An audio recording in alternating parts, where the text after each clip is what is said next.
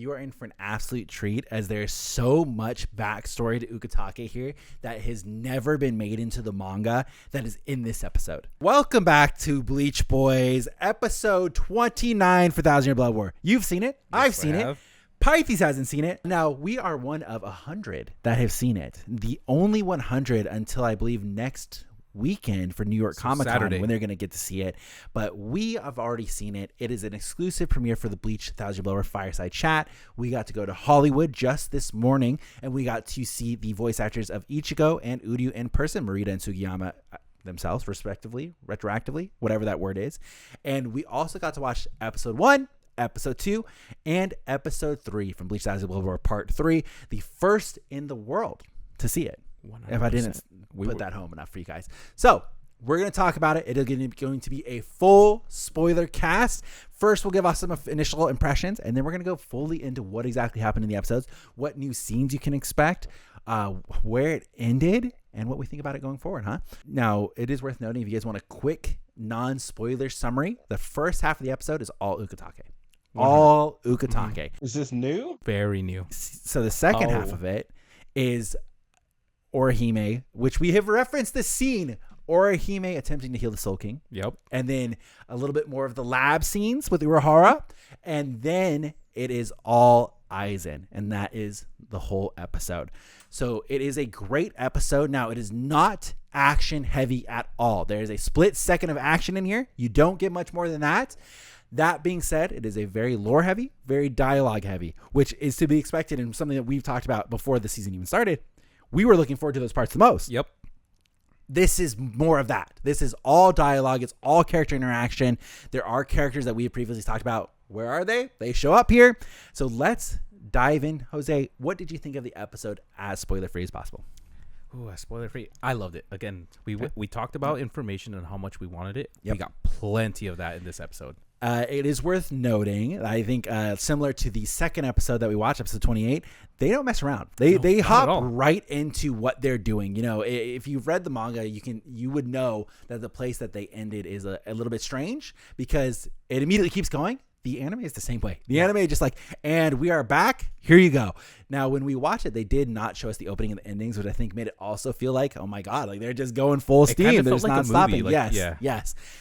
It was very cool. Not only did we get to watch the episode, but we also got Q&A with the two voice actors, and we did learn quite a few behind the scenes information about how they've been doing Bleach Thousand-Year Blood War and their favorite scenes. We've learned stuff about Kubo and what he's contributed to the anime. There's a lot of cool stuff to talk about when it comes to this, but let's hop into our full spoiler episode. Pythes is here with us. He's going to be our fact checker for the manga because I believe a lot of this stuff is new to the anime. Mm-hmm. I didn't know when to stop reading, so I am now frantically flipping through trying to find the part you're talking about where she tries to heal the Soul King. Well, let me go ahead and kick you off to where the episode immediately starts. The episode straight up starts with a flashback to Ukitake's parents in the shrine of Mimihagi begging for Mimihagi to save Ukitake. As a kid, Ukitake is laying on the ground, foaming at the mouth, saying 3-year-old and they're like, please, like, and they're doing the chant, Mimihagi, Mimihagi, please lend your power, like, take my son's organs and his sickness away, Mimihagi, Mimihagi. That's not word for word. I only got one viewing of it, okay? But that's what they're chanting over and over and over again. And finally, you know, he begins to foam at the mouth and the mom begins to cry. And that's when we see a single tear come from the statue, which we have right behind us, the arm, a statue, a tear comes down and it starts to flow towards the kid Ukitake. And that's when we see the shadow envelop Ukitake. And then we go into this other world, which is very similar to the world that we saw Yuha in, a world of stillness, a world of calmness. It's like a nice little water ground. And Ukitake, the kid, walks up into this, you know, it's more of a humanoid form, but it's still the hand for a head, walks up and wipes the tear off of his eye, and it forms into a puddle in his hand. And then we see kid Ukitake begin to bloat up, like he's going to explode from this water entering him. And it starts to slowly, like, he turns black, and then it flows out of him, back the other side. And we begin to see, he kind of takes a couple steps back, and he is in the form of Mimihagi. You see him as a black form, and that's when it actually flows out of him from the back. So first of all, that's the flashback that we see with the parents and all that. Now, there is a lot of flashbacks here. It's almost all flashbacks happening right here.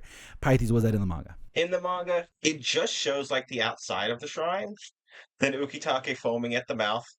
Then you see the statue, and then it is just Ukitake going like, "Oh yeah, I was supposed to die when I was 3," and then you kind of just see a black shadow with the hand, and that's it. Is that all the flashbacks that you get from Ukitake? The absolute when I say flashback, I mean this is let's see, that's 1 page, and, this is by the way, this is a, like, beginning of chapter page, so the top of it is all black with just the words Mimihage, chapter 616. Mm-hmm. Then it's the top part of the next page is a flashback, and then a single panel on the next page is the shadow of Mimihage, and then a single panel on the next is the statue of the hand. So altogether, it's about a page and a half. Okay, well, you are in for an absolute treat as there's so much backstory to Ukitake here that has never been made into the manga that is in this episode. It's wild. So immediately following this, we see Ukitake as a kid, and it's just kind of showing him walking around his district that he was raised in, and we see this big guy starting to pick on a old woman, and he goes up to the guy like, "Hey, like don't hit that woman," you know, and then the woman hits the guy and walks off, and he's like, "No, I was trying to save you from." She hit him with like a 1, 2, 3 combo. Yeah. And he's like, "Oh, she has a reputation around here." And he's like, "You know, you should come join me in the Soul Reaper Academy. Come join me." And he's like, "Fuck no, I'm not going to join you in the Soul Reaper Academy." And that's when we cut forward to Ukitake being in the Soul Reaper Academy. And he is sparring a certain young Kyoraku. He was sparring. And who is he sparring Kyoraku in front of? But a young Sasakibe, a young Retsu, and a young Yama. Yep. All watching them spar. And Retsu had black hair. Yep, and Retsu's commenting on like, wow, they have like a lot of potential and a lot of spirit. And Sasakibe is the one that is conducting the duel. Like he is the person in the middle. And Yamamoto's like, yeah, like they're good. You know, and this is Yama, like Jose mentioned, with the black hair. This is a young Thousand-Year Blood War version of Yama. And this is when they first introduce themselves to each other. This is their first, they have been in classes before, and this is the first time they have formally introduced themselves to each other after this duel. They're like, "Hey, like I'm, you know, Kyoraku Shunsui," and he's like, "Oh, I'm Ukitake Jushiro." And they're like, "Oh," and it's like, "I've seen you in my classes before." And that's where we find out Ukitake's like, "Hey, I want to ask you something." And then they start walking down this hallway, and Kyoraku's laughing. He's like, "I've been asked to introduce people to women before, but never been asked for where I get my sweets." He's like, "Oh, that's why you've always been staring at me in class." And Ukitake's like, "Dude, they look so good. The sweets look so good." So they're walking back from the sweet shop and they're eating it. And Shunsui and Ukitake's like, "Man, these are really good." And she's like, "Well, that's because there's alcohol in them." And Ukitake starts freaking out. I was like, "Wait a second, there's alcohol? Like you can't have it." And then they open the doors and we see Ukitake's siblings, where he has like 4 or 5 of them. He's got a lot. And the siblings immediately take the alcohol or the chocolates from Ukitake, and that's why I find out it's a problem because they have alcohol in them, and his siblings are going to be eating them. We're all super underage. And Ukitake then after this, you know, they obviously, of course, become friends, and it leads to Ukitake taking Kyoraku to the Mimihagi shrine. And he's like, "Hey, like I want to tell you something. I want to show you." And Kyoraku almost immediately reveals that he actually already had heard of Mimihagi. Mm-hmm. He knows of this rumor and how does the deity of this district that Ukitake is from. And Ukitake is kind of trying to tell him, like, well, it's real, you know, like when I was a kid, I was sick. And Kyoraku is like, "I already know. Like, I already knew." He's like, I already investigated. Yeah, he's like, "I did some digging and I looked into it and I've heard the stories." And Ukitake's like, "Oh, and then you met me and you believed it." He's like, "Yeah, I saw your condition and how it was neither getting worse or better, and I immediately knew to be truthful." And then they just kind of laughed and they're like, "Cool." And then Ukitake's like, "Okay, awesome. So I guess you're not going to try to convince me to not, you know, join the 13 Court Guards." He's like, "No." He's like, "I'm just not going to let you die that easily." Yep. So then that's when they become besties, of course. But I like that those scenes leading up to it was them walking through what is like Mimihage's shrine, and then it's like all of the seasons are going through it, and it's really sweet. Yeah. And we cut now to Ukitake and Kyoraku both being captains. And this is after Kaien's death is where we're at now, which we speak about previously. Kaien is the goddamn ace of this series who just keeps popping up. And they're talking about the kind of Ukitake is sad that Kaien died, and he's reflecting on the fact that his illness is also part of the problem that why he died. And we cut over to Ukitake being interviewed by Central 46, and Central 46 is giving him a hard time. Like, one, you need to choose a lieutenant, and he's like, "I don't want to choose another lieutenant. Like, I don't want one. I do not want another lieutenant." And then, like, "You are a captain. You need to have a lieutenant, and especially because we heard that your sickness potentially played a role in why your lieutenant died."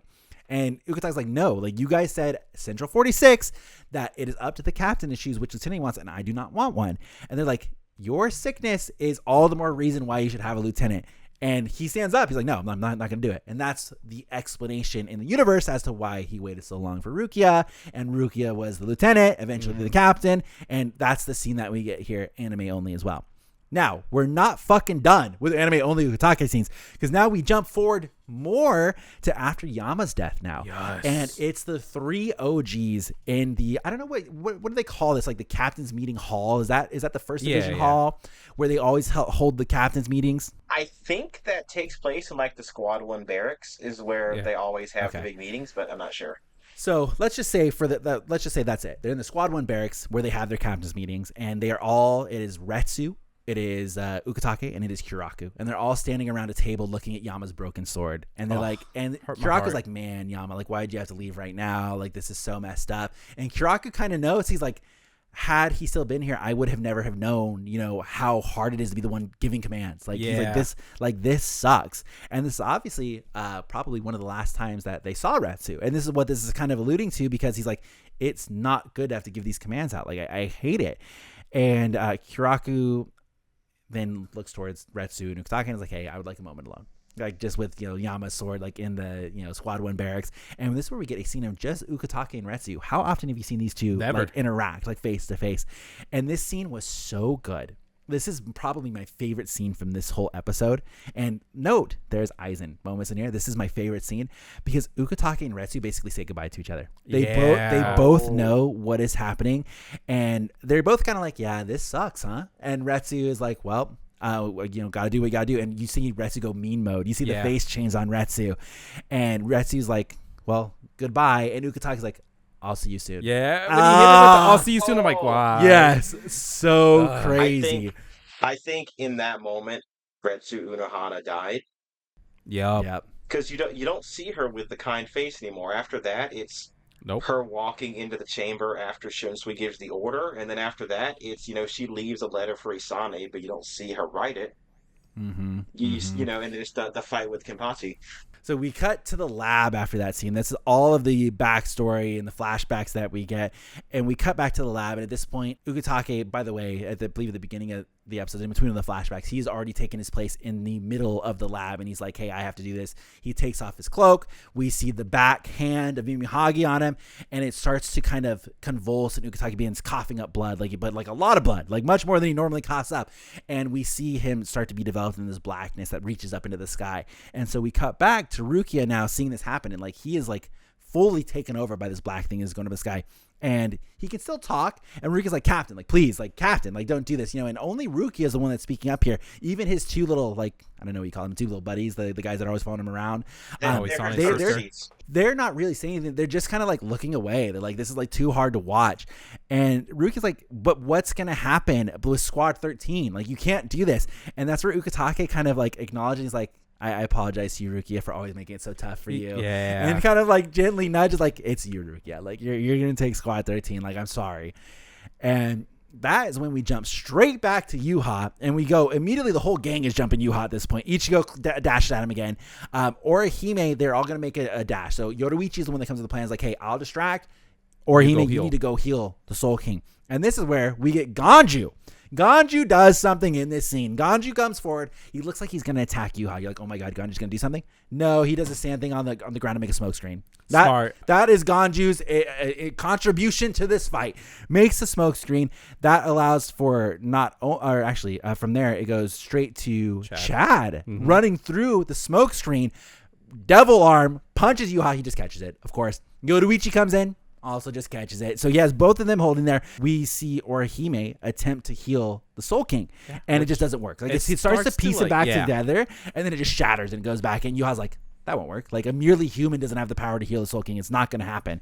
And then we see Mimihagi begin to reach up through the ground and start to kind of piece together the Soul King like we see in the manga.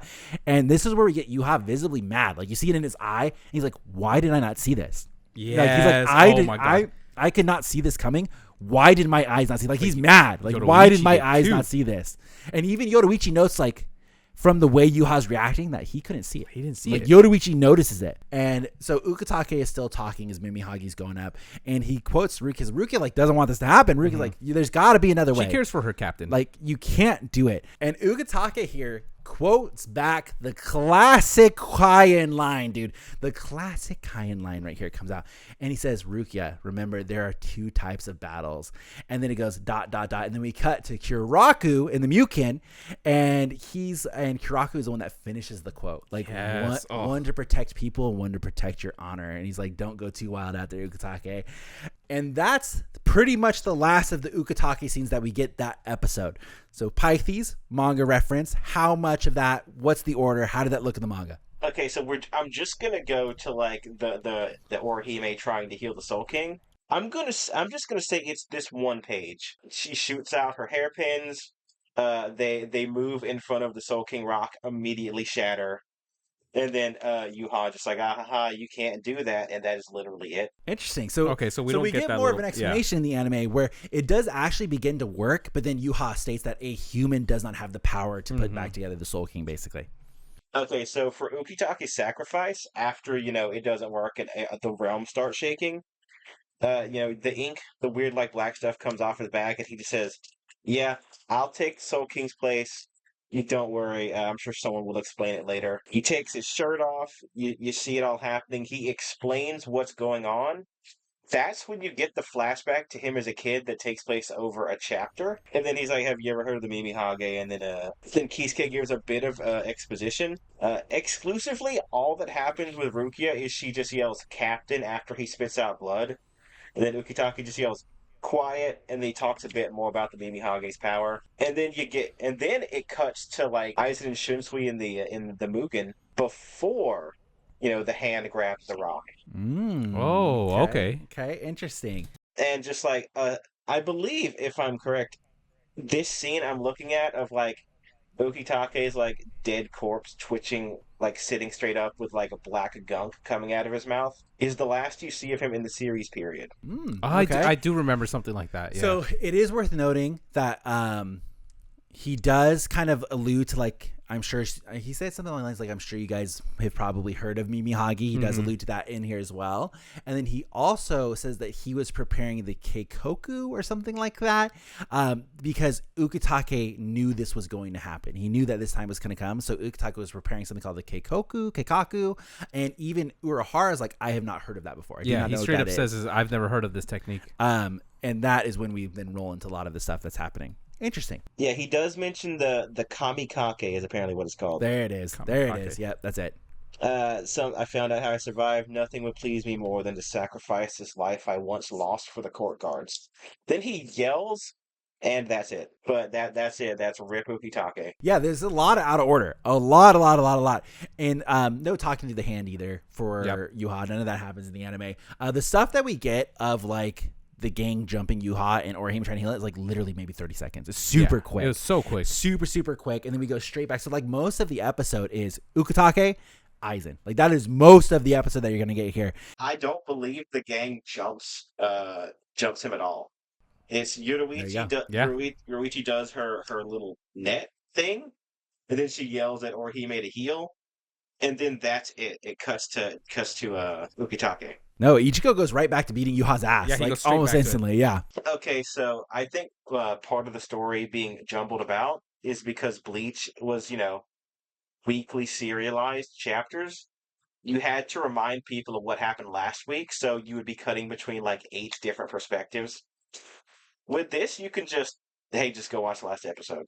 Well, and also, like, in the manga, like I talk about the Urahara Lab stuff, so much of it is different. So much. Okay, and that's pretty much, by the way, that is the last of the lab content that we're going to get. I think we do see a little bit more as the Aizen information is happening. Really? So you-know-who's haven't showed up yet? Well, so here's the thing, right?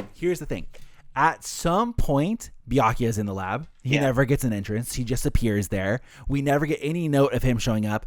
Yumichika and Ikaku are there as well. They don't get an entrance. They don't get a notation that they're there. They don't speak. They are just in a background shot. There is still no Kenpachi. This whole episode, Kenpachi does not show up to the lab. And a big part that they keep stressing, they bring up the gate again. And they're like, hey, like, are we going to make this gate thing now? Like, we got to make it to get up there. And Urahara said, like, we still don't have enough power to make it to the gate. Like, we don't have the Ryatsu to make it to the gate. And obviously, 2 key players being missing, Kenpachi and Aizen, and obviously Kyoraku's not there as well. So that is the last that we see. But these characters, Byakuya shows up. Yumichika, Ikaku, in the manga, they all get an entrance into the lab. Yeah, Like, they there's were- like a scene of them like, hey, what's up, guys? Like, we're fucking here. They're just in the background. They've just appeared. They're there now. I am now looking at the lab scene. Literally, Byaku shows up in a 2-page spread when Shinji and his gang make it in. And it's like, it's a Kisuke standing up on top of the thing, and Now's on the right, Yushiro is off in the middle, and Byaku is just silently standing to the left, and he says nothing in any of these scenes. It's so weird. It's so weird. And even when I was watching this episode, I was like, oh, there's Byakuya. And then once again, he's gone. He doesn't say anything. There he is. It's Kisuke is talking about Squad 7 and how they refused the offer of a medical team.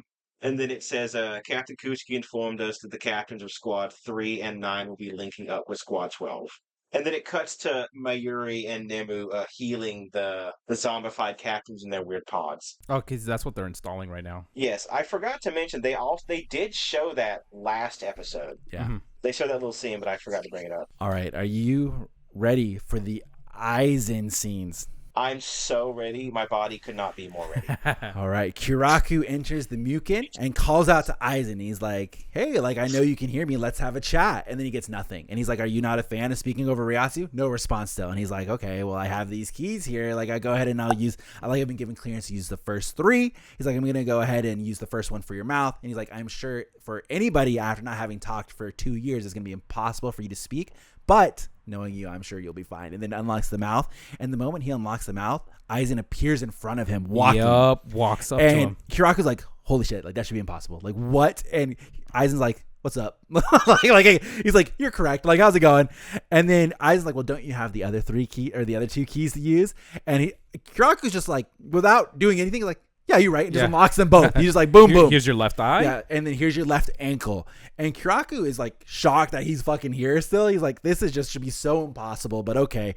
And Aizen immediately notes, like, like, interesting that you're here. And this is going to be a little bit out of order. So I did a little quick summary because it was so quick. And then the moment we were done, everybody was they're telling us fuck out of the auditorium. So I had to take quick little notes. They have a little chat and Kyoraku's like, hey, I have a feeling that our mutual interests are the same. Like, why didn't you come with me? And Aizen's like, well, what makes you think that I would be on your side? What makes you think that I would want to help your soul society and I wouldn't join the other side? And then Aizen kind of looks at Kyoraku and sees, the keys, and he notes that Aizen can tell that Kyoraku has embedded the key to the Mukin within Kyoraku's heart. So Kyoraku has the key in his heart, and Kyoraku's like, yeah, you saw right through me. He's like, that's one of the conditions of me even being allowed to come down here and get you, is that I had to embed the entrance to the Mukin in my heart so that if you killed me, the whole gate would close and no one would ever be able to escape. And that was by order of Central 46. And Aizen comments like, that's stupid ass Central 46. Like, they went so far as to think that I would instantly kill you, that they set this whole thing up. He's like, it's good to see they've never changed. Like, they're such idiots. Kyoraku after that, he's like, hey, if you could do me a huge favor and sit in this chair. And that's when we get the reveal of the chair. Right? And all its gloriousness. And we see a bunch of, I'm going to assume that they're prison guards. We see a bunch of prison guards lining both sides. And right as he like reveals this chair, one prison guard just gets so impatient and just charges Aizen. And just runs right towards him. And that's when we get the reveal. Aizen's like, did you think? Are you dumb? Yeah, basically we see the guy get decimated. He starts like evaporating, and Aizen's like, did you think that these wraps completely concealed like my Ryatsu, like locked it in? He's like, no, they just made it so it stayed close to me. We see the blood of the guard start to fly towards Aizen, and it's being blocked by Aizen's Ryatsu, and it's like, oh shit. And then we can see the purple outlining of Aizen, and we kind of see like the barrier of where his Ryatsu is, and Kyoraku's like, come on, man. Like, wouldn't you want to smell the nice fresh air of the Soul Society? And this is the last sentence that we get from Aizen. The last sentence of the whole episode. Aizen, we see the above ground of Soul Society of the Seirite, and Aizen's like, oh, you think I want to smell the fresh air? He's like, the fresh air of the Soul Society that's about to be destroyed by Yuha, and then that's the end of the episode. Yep, just cuts right there. Yep. Yeah, that is like a 1-to-1. They didn't add anything, I guess, except for colors, because it's a black and white manga. Like, outside of, there are interruptions in this. It's cutting back and forth between Mayuri. Yeah, that's it. I don't think they changed anything. Okay. All right then. Good to know. Good to know.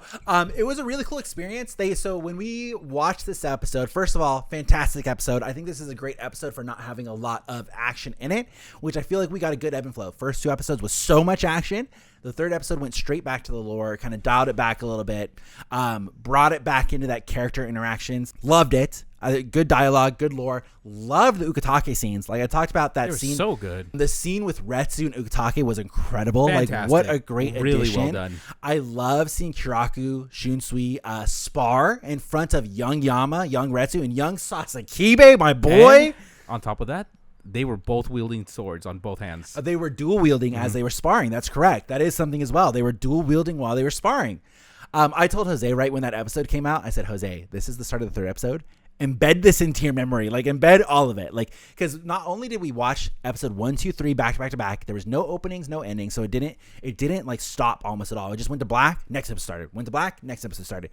But then also we had probably an hour and a half of Q&A that we had to set through after that. It went on because Marita definitely gave us a lot more. And the whole answers. time they were like, it was a super unique place we went to. It was super nice, but they said right at the start, like, hey guys, no photo, no video, and like actually, please no phones, period.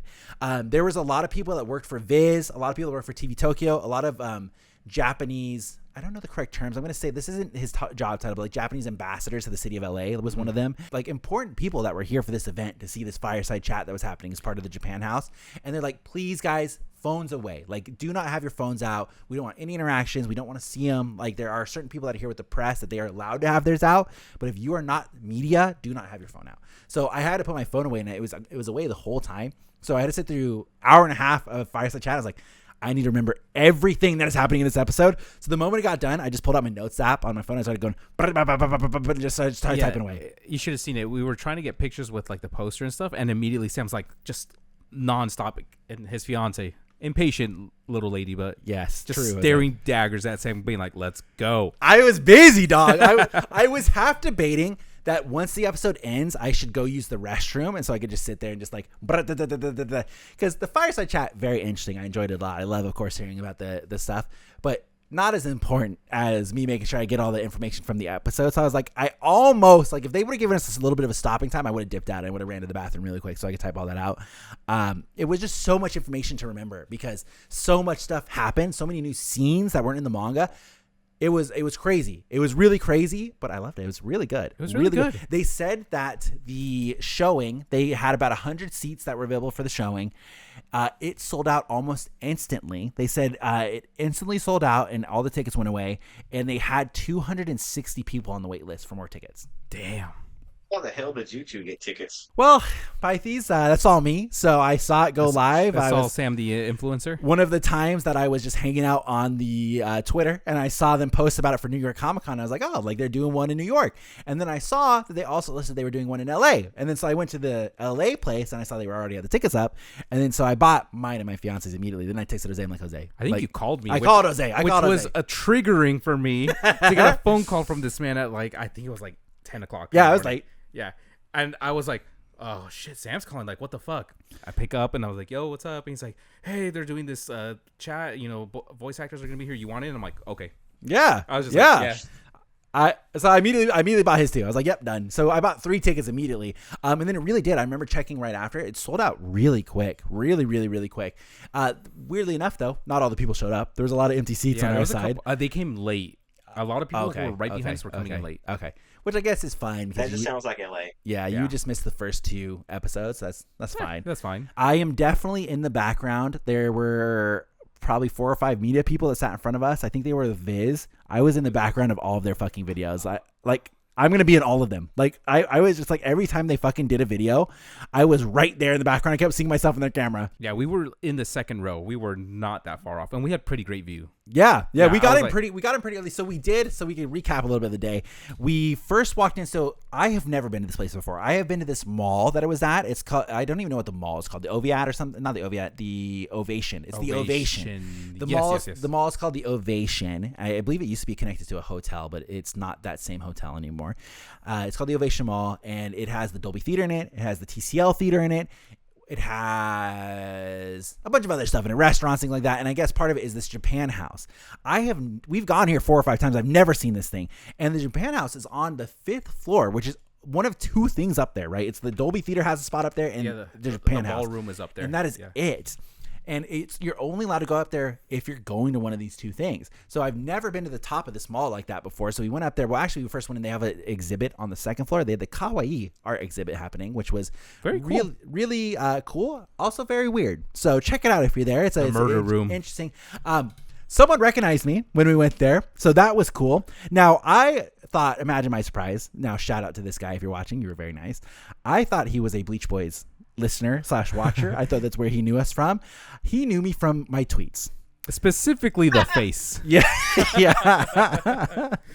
So we were walking around this art exhibit, and he was I could see him, and he came up and he's like, oh, I'm sorry, but are you? And he's like, Weebs Guild? I'm like, yeah, that's me. I'm like, what's up? And I'm like, oh, do you watch? He's like, no, I know you from Twitter. I recognize your face. I held in my laugh so hard just because he goes I recognize your face, and I was like, yeah. So that was cool. He's a very nice guy. But then he told us where it was, because we were looking through it. I was going to ask somebody. And I was like, oh, he said, he asked, are you here for the Bleach thing? I'm like, yeah. It's that's why we're here. And he's like, oh, yeah, it's on the top, on the very, very top. Go up to floor 5, and that's where it is. Oh, that's interesting. And he's like, yeah, I already went there, and they told me that it was closed, and you can't really go in, and they're still setting up everything. So it'd be awkward if you were in there. So they said just to come back when it comes closer to 1. I was like, okay. So then we went up there right after that, and we were like, we might as well check it out and just make sure, so that way we at least know where it is. So we walked our way up there. We went to this place, and we talked to the security guard, and she was like, yeah, they're not really letting people in right now because they're still setting up inside. But if you want to come back, she said closer to 1, the security guard did. And then we kind of I was like, okay. And then I just kind of was looking inside. She's like, oh, well, you can go into the library if you want, which they have this small little library room set up where it has a bunch of Japanese books and things.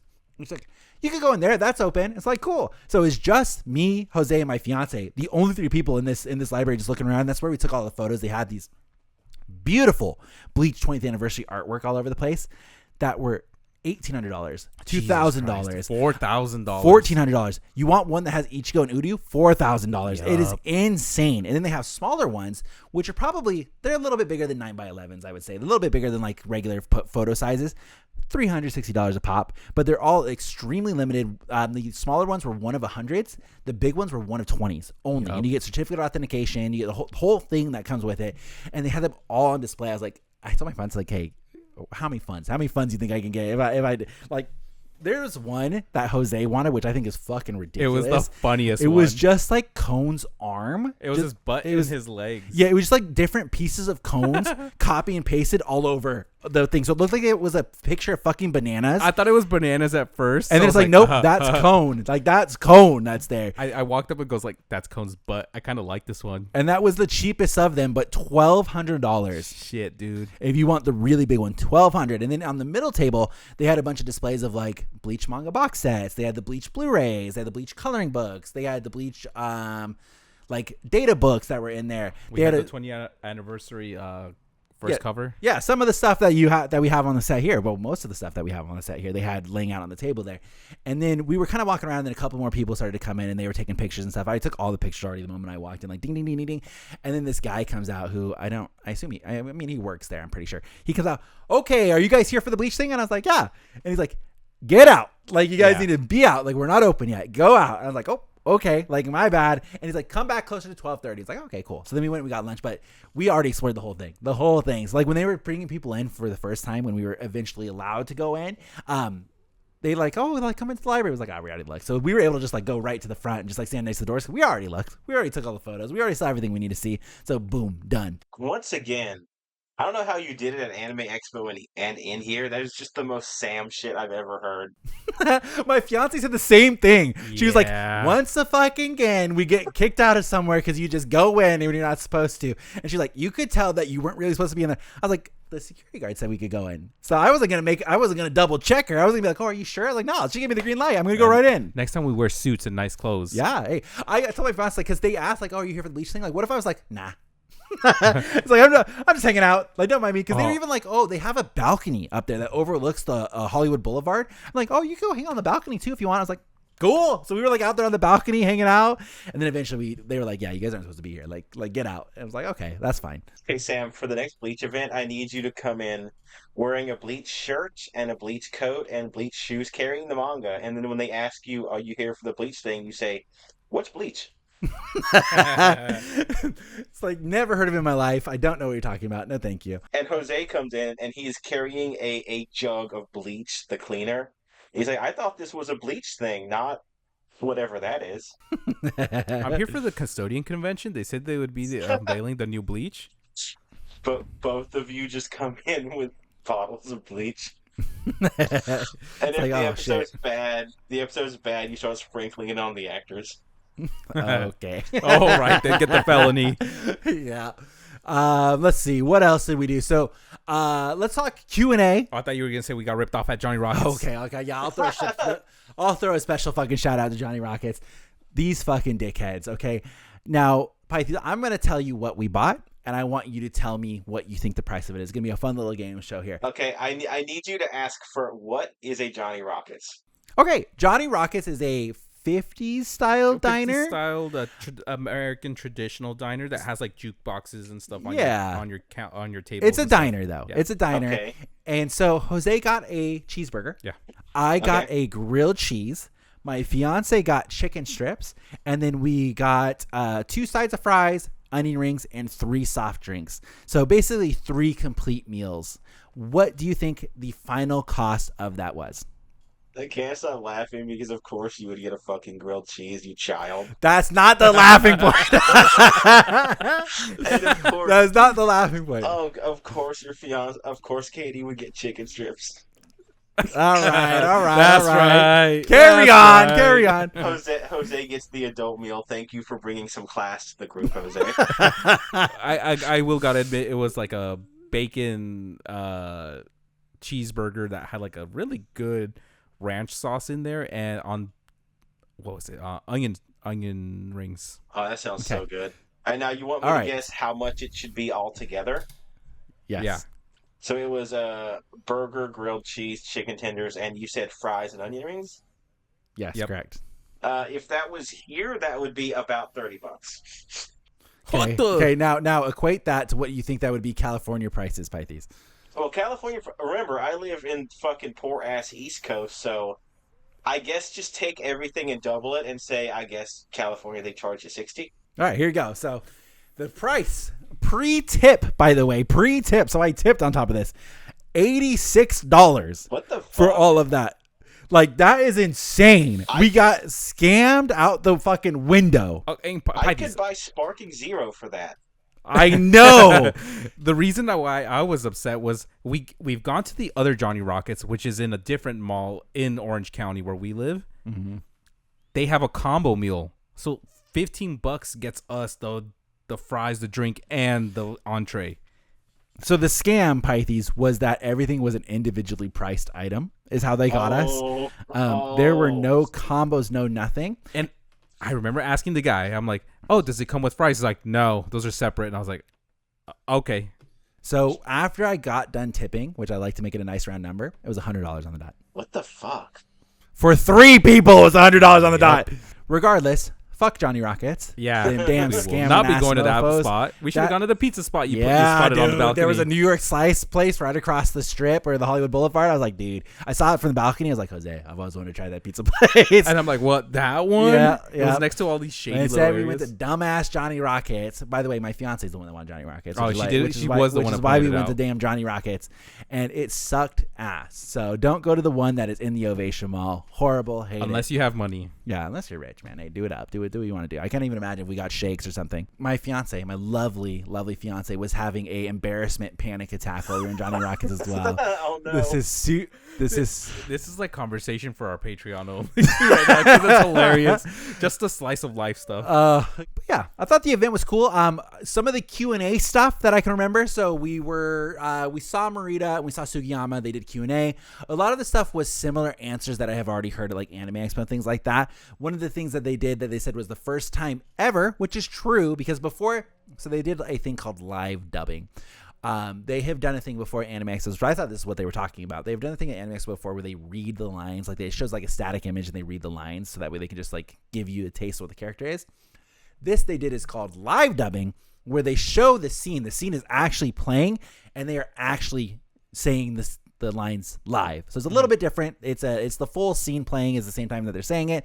So we got to see them both do that, which was pretty cool. One of the things I thought was very interesting about it is we got to see Morita, and he was like doing the grunts and stuff while Ichigo was doing his attacks, and I was like, oh, that's very cool. That's so interesting. Very, very, very cool. Like the stuff with him talking. I mean, Morita sounds just like Ichigo, like normally. Sugiyama, which by the way, very cool because he was also the voice actor for Sasuke. So very, very cool that he was there. It was also interesting. The personalities of Morita and Sugiyama are almost identical to like their characters, which is really crazy, right? Where Sugiyama is very calm and he gives very like long, in-depth answers to what the question is, where Morita is very energetic, very passionate, and he will like go off. Like he'll also give a long answer, but he'll start on the path and then go and just go all the way around like to something else, totally something random. Eventually he comes full circle. Yes. So it was super cool to see the both of them. One of the things that I thought was very interesting from the both of them is, first of all, Morita told a story. One of the things that was like, what would you like to say to American fans of Bleach? And both of them said that they find it very cool. They said that Bleach has always been very popular in Japan. It's always been that way. And they said now it's cool to see that Bleach being so popular all over the world, especially Americas, is one of the things that is super cool for them to see that how popular it is. And they said they love that they have been doing this for 20 years. It's been 20 years of Bleach that they've been doing this. And that when they were first doing it, they met people that were watching the show. And now they have been able to meet multiple generations of fans that have come and talked about this show. And Morita gave this awesome story of actually when he was at Anime Expo and he was doing autograph signings. And he said that someone came up, it was like this big guy. This big guy came up and was telling Morita like how much, like he said that he shook Morita's hand and started crying. And then he said how much the show means to him. And like the show taught him from Ichigo's perspective of what it means to protect somebody. And like because of that, like when he was a kid, like he wanted to protect people. And because that meant so much to him, he became a firefighter. And Morita said that is like just something that like that is so heartwarming. Really touched him. And he said that since like he said, not since then, but he said he's also heard the same like similar stories of people becoming nurses, teachers because of stuff like that. And he said that he truly believes one of the best parts of Bleach is one, all of the characters that are there, and two, that everybody can find a character to relate to in Bleach. Like there's a little bit of Uryu, there's a little bit of Rukia, there's a little bit of Ichigo in everybody. And that's something that he said has been one of the best parts. He says anytime he hears those stories, that is his favorite part of voice acting. That is just linking together Ichigo's job. Yep. Do you remember when the club outside, someone asked, what does Ichigo do? And Kubo said, well, he's a translator. He translates. And they goes, well, what does he translate? He goes, he translates from English to Japanese because he likes to build the bridge between two worlds. Now he's talking to some crazy American who's like, oh, yeah, I listened to you growing up, and now I'm a firefighter. Yep. He said that really, really touched him. He loved it. Sugiyama, meanwhile, gave a lot of different takes on like first of all, Morita had nothing but nice things to say about Johnny. Yeah. One of the interesting things that they talked about is like one of the questions I was asked, what do you think about the English dubbing of Bleach Thousand-Year Blood War? And Morita said that he's actually met Johnny multiple times, and he said that the first time that he met Johnny, he saw him and he was like, wow, he looks like a very cool like guy. He seems very, very cool. And he said immediately Johnny came up to him and was like, hey, and just like super nicest guy you've ever met. And he was talking to Johnny about the first time that he was beginning to dub Ichigo. And he said that, like in Japan, when they do dubbing of American shows or whatever, a lot of the times the philosophy behind it is that they need to dub the show as accurate as possible to the original actor. Like that is the goal of the dubbing. And when he was talking to Johnny was like, yeah, so I was thinking I'm going to go more kind of street with Ichigo, and Morita at first he was like, that doesn't seem like that's right. It doesn't seem like that's the way that it should be done.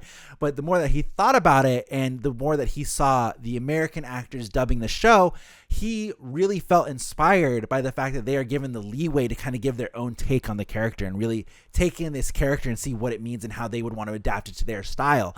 And so now looking back, he says he didn't expect like such a nice guy like Johnny to have such like a impact on him and give such a inspirational quote to him. And now when he does do dubbing work, he says he does take that to heart and tries to do it like Johnny, which was super nice to hear. I also liked his answer when they asked what changed from Ichigo then to Ichigo now. And it's a lot of it is the enunciation of things and how Ichigo would sound using not his, for lack of a better word, like his throat to speak, but more of coming from the inside of him, enunciating the vowels. Yeah, he said his octaves were higher when he first started. Now they actually come from a lower point when he does it now.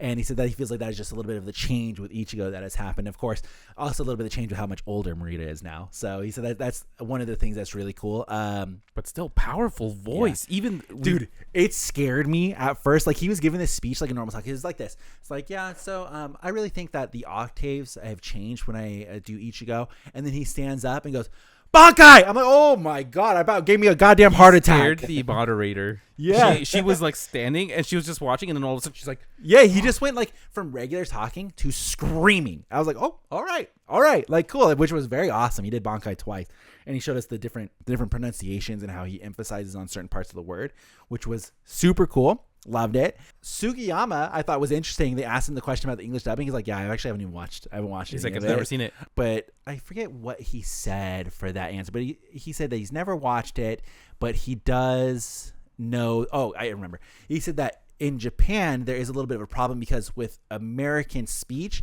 you know how they feel about something the moment they open their mouth. Like the moment they open their mouth, like you know whether they hate it, they love it, what it is. And he said a lot of times for the Japanese language, you don't know how they feel about something until the very end of the sentence. Yeah, he says it'll start very ambiguous, and then you won't find out whether the character likes it or dislikes it up until the last couple of syllables. So he said a lot of times they have a problem when they're dubbing things like movies, because if it's an American movie, you will know their feeling on it the moment you see their face. Yeah. And so like it's hard to adapt that into Japanese language because it's very ambiguous until it's not. And then you find out at the very end. So a lot of times they have to move stuff around to shoehorn that meaning right at the start so they can match the original content, which I thought was also very interesting.